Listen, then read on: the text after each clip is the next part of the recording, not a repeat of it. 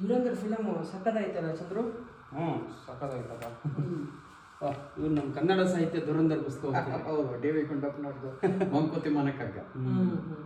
ಈ ಮಂಕುತಿಮ್ಮನ ಕಗ್ಗ ಕನ್ನಡದ ಭಗವದ್ಗೀತೆ ಅಂತೆಲ್ಲ ಹೇಳ್ತಾರೆ.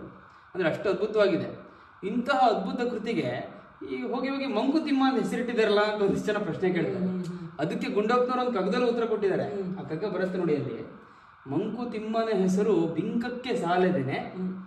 ಅದೇ ವೆಂಕನಿಗೋ ಕಂಕನಿಗೋ ಶಂಕರಾರ್ಯನಿಗೋ ಅಂಕಿತವ ಮಾಳ್ಕೆ ಜನರವರ ಓದಿದರೆ ಸಾಕು ಶಂಕೆ ನಿನಗೇನಿಹುದೋ ಮಂಕುತಿಮ್ಮ. ಚೆನ್ನಾಗಿ ಚಂದ್ರು, ಅವಾಗಲೇ ನೀನು ಹೇಳಿದ್ದಕ್ಕೇನೆ ಗುಂಡಪ್ಪನವರು ಇಲ್ಲಿ ಒಳ್ಳೆ ವಿವರಣೆಯನ್ನು ಕೊಟ್ಟಿದ್ದಾರೆ. ಈ ಈ ಕಗ್ಗನ ರಚನೆ ಮಾಡಿದಾಗ ಅವರು ಯಾವುದೋ ವೆಂಕಟರಮಣನೋ ಅಥವಾ ಕಂಕ ಧರ್ಮರಾಯನ ಹೆಸರು ಅಥವಾ ಶಂಕರಾಚಾರ್ಯ ಹೆಸರು ಕೊಡ್ಬೋದಿತ್ತು. ಆದರೆ ಇಷ್ಟು ದೊಡ್ಡ ಹೆಸರು ಕೊಡೋದಕ್ಕಿಂತ ಸಹಜವಾಗಿ ಒಂದು ಮಂಕುತಿಮ್ಮ ಅಂತ ಒಂದು ಡಿಫ್ರೆಂಟ್ ಆದ ಹೆಸರು ಕೊಡೋಣ ಅಂತ ಕೊಟ್ಟಿದ್ದಾರೆ. ಈಗ ಇಂಗ್ಲೀಷ್ನಲ್ಲೂ ಅದೇ ಉದ್ದೇಶ. ವಿಲಿಯಂ ಶೇಕ್ಸ್ಪಿಯರ್ ಬರೀತಾರೆ ಒಂದು phrase, what is in a name ಅಂತ. ಅದರ ಅರ್ಥ ಹೆಸರುಕ್ಕಿಂತ ಮುಖ್ಯವಾಗಿ ಅದರ ಹಿಂದುಗಡೆ ಇರೋ ಸತ್ವ ತತ್ವ ಅದೇ ಪ್ರಾಮುಖ್ಯತೆ ಪಡೆಯುತ್ತೆ ಹೊರತಾಗಿ ಹೆಸರು ನಗಣ್ಯ.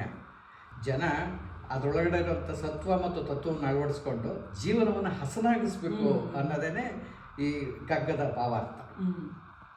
ಸೊ ಹೆಸರಿಗಿಂತ ಇದು ಇಂಪಾರ್ಟೆಂಟ್. ತಿರುಳು. ನಮಸ್ಕಾರಗಳು.